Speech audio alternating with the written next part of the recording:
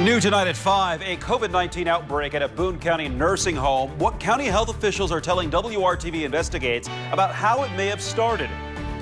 Hiring Hoosiers, about 3,000 jobs that need to be filled right now at a variety of companies. We have the details you need that could help land the perfect job. The Pacers have their new head coach. We'll tell you about the championship experience that he brings to Indiana's sideline. From the station working for you, this is WRTV News at 5, streaming now. And now first at 5, eyes on the radar and on alert for the potential of some heavy rain. We've not had any rain for days, and now the possibility of 2 days in a row. Thanks for joining us. I'm Amanda Starantino. And I'm Mark Mullins. Let's get right to meteorologist Kyle Mounts, who's in for Kevin. What can we expect tonight, Kyle? Yeah, we are going to have some rounds of rain moving in, Mark, and for some of us, I think it will be rather heavy. You can see that initial batch of rain. And yes, there are some thunderstorms here that are moving closer to central Indiana. The closest right now, fairly light to moderate rain at times moving into southern portions of Greene County, approaching Bloomfield, couple of lightning strikes there. We're not expecting severe weather. It's really going to be about the heavier rainfall. Notice by 7:30 this evening, though, TrueCast really expanding that coverage of rain and thunderstorms for us. And by 10 o'clock, you can see this line. It sets up, and as we go into the overnight, it really doesn't move all that much here. Really from around Terre Haute, Bloomington, through Indianapolis into Muncie. I think that's where we could see some of the heaviest rainfall overnight. And then by 7 a.m., still have some of that rain, although it should begin to taper off for us. We are going to be alert for that band of possibly 1 to 2 inches of rain. Isolated spots could see a little more than that. So even though it's been very dry recently, we could have some localized flooding. So make sure you avoid those flooded roadways. We'll talk about your Wednesday forecast and the rain moving out in a few minutes. Tonight, 4 people are dead at a Boone County long-term care facility following a COVID-19 outbreak. WRTV Investigates Kara Kenny has been tracking nursing home concerns since the start of the pandemic and joins us now with what health officials are saying. The Boone County Health Department says as the weather gets colder, they anticipate an uptick in flu and COVID-19 cases, especially among the vulnerable population, including those in long-term care facilities. Signature Healthcare at Parkwood has 37 residents and employees with active COVID-19 infections. 4 people have died. The Boone County Health Department is calling it an outbreak. They're working with Parkwood to provide support, testing, and mitigation efforts. Over the last month, Indiana has had 40,000 new cases of COVID-19, but only 3.5% of new cases have been in long-term care facilities. WRTV Investigates asked the health department how this outbreak may have started. We can try to contact trace as best we can, but the thing is we may never know. It could have come in from, I know that Parkwood had been allowing visitors after stage 5 was enacted of the reopening plan. So it could have been a visitor, could have been a staff member, could have been custodian. It could have been absolutely anything. I mean, all it takes is just that one person to introduce that virus into an environment. And certainly it's been well proven for quite some time now that when there's increases in community spread in the greater surrounding community, that there's greater risk for outbreaks to take place in long-term care facilities. So, these are relatively one-off right now, and but they are increasing in number. You can look up any long-term care facilities' COVID-19 numbers on the state's dashboard at coronavirus.in.gov. Working for you, Kara Kenny, WRTV. And the latest numbers show 2,113 residents have died in Indiana long-term care facilities. That's more than half, or 56% of all of the state's COVID-19 deaths. Now for the bigger picture. Today, the state reported an additional 48 COVID deaths. That's the highest daily increase since the end of May. The deaths occurred between October 8th and yesterday. The statewide total stands at 3,775. The number of positive cases has now topped 150,000 statewide. That includes 1,551 new cases reported today. Those results were recorded between Friday and yesterday. The state's overall positivity rate is now at 9.6%. And according to the White House Coronavirus Task Force report obtained by ABC News, Indiana has the 17th highest positivity rate in the country. The report shows that last week, Indiana had 183 new cases per 100,000 people in the last week, compared to a national average of 117 per 100,000. According to the report, the 3 counties with the highest number of new cases choices over the last 3 weeks are Marion, St. Joseph, and Lake. Among the recommendations the task force is making is Indiana maintain or increase restrictions on sizes of gatherings, especially indoors. 3 branches of the Indianapolis Public Library are closed today due to coronavirus concerns. The library says the East Washington, Southport, and Warren branches are closed today as precaution after 2 staff members discovered they were exposed to COVID-19 via contact tracing. The buildings were closed today for deep cleaning and are expected to reopen again tomorrow. The library says if you were inside those branches between Saturday and Monday, you should self-monitor for possible symptoms. Employees who had close contact with the staff members are under quarantine for 10 days. And an effort is underway to help small businesses impacted by COVID-19 as a new round of grants focuses on the Far East Side. Several organizations have teamed up with LISC, or the Local Initiative Support Corporation, to make it happen. Minority, immigrant, and women-owned businesses are eligible to apply. They must be located on the Far East Side and have between 1 and 10 employees. Recipients will receive up to $5,000, and they can use it for things like rent, payroll, and operating expenses. There's a lot of businesses that I work with on a day-to-day basis who are who are losing signs of hope, who are ready to give up, who are ready to shut down their doors. And I've seen business after business leave our community over the last few decades. And so it's time to counteract that narrative and bring back hope back into a hopeless community. The application process just opened this week. The deadline to apply is Saturday. Our Hiring Hoosiers is another way to help the economy by helping people find the job that's right for them. And there are several opportunities this week. ADECO is holding a job fair tomorrow in Brownsburg to help fill nearly 2,500 seasonal positions for a company called Radial. These are warehouse jobs that will handle e-commerce purchases. The job fair will be held tomorrow from 9 a.m. to 5 p.m. at 65 East Garner Road, Suite 200 in Brownsburg. There is potential for a temporary position to become long-term.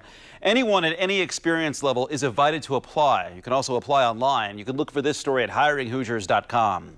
And a reminder that Macy's is holding a national hiring event on Thursday. The company is hiring more than 380 seasonal employees in Indiana this holiday season. As a safety precaution, Macy's says it will conduct all interviews for in-store opportunities by phone from 11 a.m. to 7 p.m. You're encouraged to apply online ahead of time at MACY'Sjobs.com. Honda Manufacturing in Greensburg is offering up to $2,000 in bonuses to attract new production associates. Kelly is working with Honda to fill the positions and is now accepting applications. First and second shift positions are available with wages starting at $16.69 and $17.52 an hour. Bonuses of up to $2,000 will come after 90 days. You want to look for information on how to apply at hiringhoosiers.com. And speaking of hiring, the Indiana Pacers have a new head coach. It'll be his first time leading in an NBA team. Nate Bjorkgren comes to Indiana after the past 2 seasons as an assistant with the Toronto Raptors. That included Toronto's NBA championship run in 2019. Bjorkgren did spend 4 seasons as head coach in the NBA G League from 2011 to 2014. 45 years old, he played in college at the University of South Dakota. The Pacers will formally introduce their new coach in a virtual news conference on Wednesday morning. Still ahead on WRTV, there's a lot of emphasis on making sure your vote counts in this election. Tonight, we look at a very unusual circumstance in which your vote may not count. And as we are tracking rain for this evening and tonight, we sit on the dividing line between some warmth to the south and cooler air to the north. We'll track the spring-like warmth coming our way. You're watching WRTV News at 5.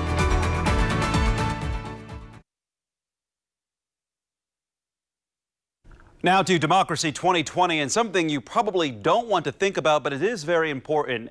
If you vote absentee, you expect your vote to count on Election Day. But what happens if you die after submitting your ballot but before November 3rd? Well, Indiana is one of 17 states that prohibit counting the absentee ballots of dead people. 10 states allow the vote to count. The rest have no specific guidance. In 2018, a state senator pushed to make those votes count, but learned it would require a constitutional amendment to happen.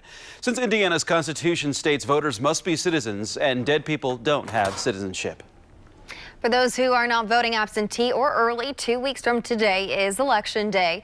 But right now, Americans are continuing to shatter early voting records, and the coronavirus pandemic is looming large over both presidential campaigns. ABC's Elizabeth Schulze reports. In the home stretch of the campaign, the presidential candidates making starkly different closing arguments about the coronavirus pandemic. President Trump downplaying the virus as cases and hospitalizations spike again. People are pandemicked out. You know that? They're pandemicked out. While Joe Biden in a new campaign ad highlighting its personal and economic toll. We have this virus now out of control, people out of work, no health care. How is that helping people? The pandemic's effect reaching all the way to the Supreme Court. In a 4-4 decision, the court upholding Pennsylvania's state court ruling, allowing officials 3 days after the election to continue tallying mail-in ballots because of expected postal delays. Many voters choosing to wait hours in line to cast their ballots instead. I would never mail my ballot in because I don't really trust this post office. Sorry. More than 31 million Americans have already cast their ballots, according to the United States Election Project. At this time in 2016, that number was just 5.6 million. In Wisconsin, voters waiting for hours during the first day of in-person voting. And as you can see, the line extends for many, many yards down. A new ABC News Washington Post poll shows Joe Biden with a 1-point lead over President Trump in battleground North Carolina. Trump trails Biden by 10 points in 538's national polling average. With the window closing to sway the few remaining undecided voters, the candidates will appear together on stage for the final presidential debate Thursday. Biden off the campaign trail Tuesday to prepare, while the president is holding a rally in the key swing state of Pennsylvania. First Lady Melania Trump had been scheduled to appear with her husband in Pennsylvania in what would have been her first appearance at a campaign rally since June 2019. But her office canceled, citing a lingering cough from her COVID-19 infection. Elizabeth Schulze, ABC News, Washington.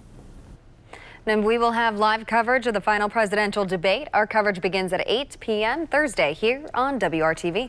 In less than 2 hours, the candidates in the race for Indiana governor will meet for their first debate. And due to the pandemic, it will be a virtual event with the candidates in separate locations. You can watch the debate at 7 at WRTV.com and on the WRTV Facebook page. You can also watch on the WRTV app on your streaming device, such as Roku, Fire Stick, and Apple TV. The candidates will meet again next Tuesday night for their second and final debate. And Kyle, we've had some rain last night, and we're seeing a little bit more today with those gloomy skies. Yeah, we've had a little break this afternoon, but tonight the rain's going to fill back in. Still had some dry weather. Maybe you got out there and checked out some of the fall color. This is Mill Race Park in the Bloomington area. Covered bridge there sets the fall scene very well across central Indiana. But yeah, we are enjoying a little bit of dry time. Hard to say that because it has been dry for so long, but it looks like we got the potential for some very heavy rainfall in parts of central Indiana tonight.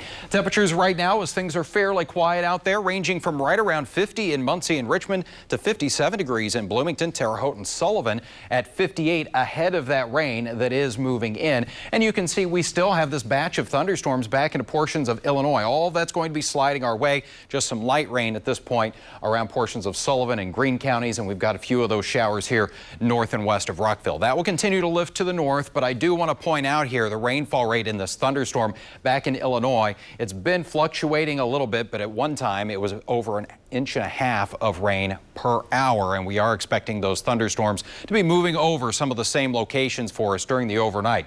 Rain chances, they ramp up pretty quickly here by 8 o'clock, 60% chance of rain, and then almost a guarantee here as we go through the overnight. So let's show you TrueCast. This is 7:30 this evening, and things going to get fairly active for us here and stay that way as we go into the overnight hours. By 1 a.m. you can see it kind of narrows, but right across central Indiana here and through the Indianapolis area. So we could have some localized flooding concerns, something we'll be watching that will linger into the first part of tomorrow morning. Likely to have some rain left over for the morning drive, but as we get toward 11 o'clock, just the clouds and all the rain will have moved out. Want to show you one of the rainfall projection models here, and you can see that narrow band where the rain does set up. It's forecasting, and we've got a couple others like this where we could see some areas over 3 inches of rain. That would be a fairly short period of time, and that's why the flooding concern here as we go through tonight. So if you do come across any of that flooded roadways, you don't want to be driving through that. Temperature-wise on Wednesday, we we get the rain out of here, the numbers will continue to moderate a little bit as we go into the afternoon. 62 degrees for you at 2 o'clock, 67 at 4. It is a little closer to average for this time of year. We're going to continue in this warming direction. 65 your high tomorrow in Richmond and 67 in Bloomington. Think we may see a little bit of sunshine as we go into the afternoon. And look at this temperature. We're going to be climbing the temperature roller coaster here for the end of the week before it comes crashing down into the weekend ahead. As we put it all together now in that 7-day planning forecast for you, temperatures will be right around 80 degrees on Thursday. Certainly the pick of the week here, as I do think we will have dry conditions for us. Then there's going to be another weather system that comes in here late in the day on Friday. Ahead of that, we're in the middle 70s, but then more showers, possibly a few thunderstorms with that one, and that will bring down those temperatures. We're talking about numbers that will be about 20 degrees cooler as we go into our Saturday afternoon. We moderate just a little bit here by Sunday and Monday with yet another system bringing some widespread rain likely into early next week. So after a very dry stretch of weather, it looks like things are going to remain pretty active right on through the 7-day forecast. Mark? Kyle, thank you. Dancing their way to a comeback. For months, the picture looked bleak. But next, we'll hear from the dancers who are preparing to overcome the economic impact of the pandemic and return to the dance floor.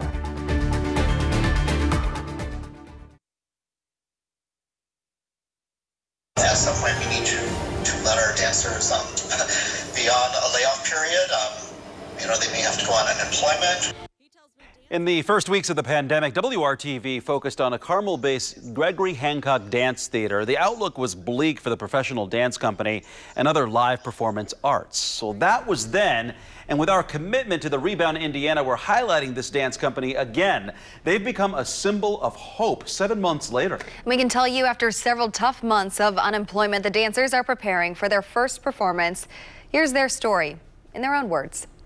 My first show was when I was 2 weeks old. I was backstage. Most of everyone in the company, we've been dancing since we were in those toddler classes my whole life.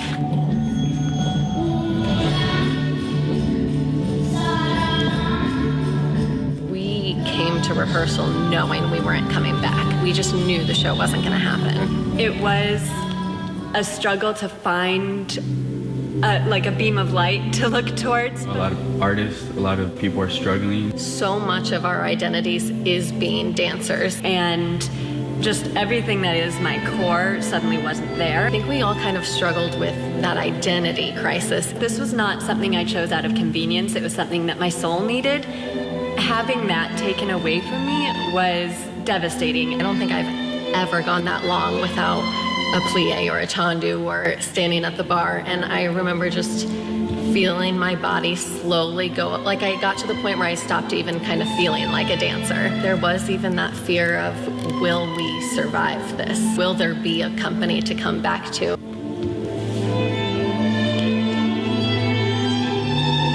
Dance is what makes me run. It's what makes me live and breathe. So having that to return to was so important. There's a part of the show that's for everyone. We're so much more focused on what makes us human. There are feelings of isolation, a window into how everyone's been feeling. I hope they're able to relate as well.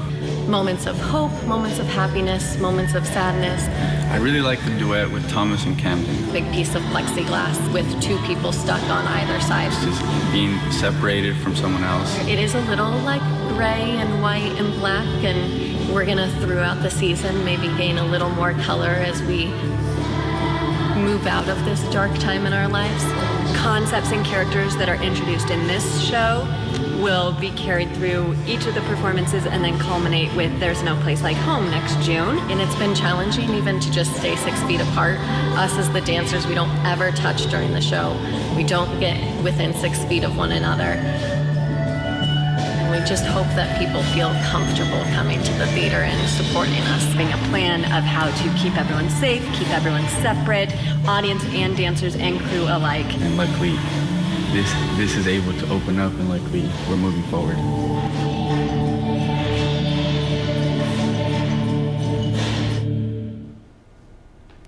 And you can see Gregory Hancock Dance Theater presents Dancers for a New World Part 1 at the Tarkington this Thursday through Saturday.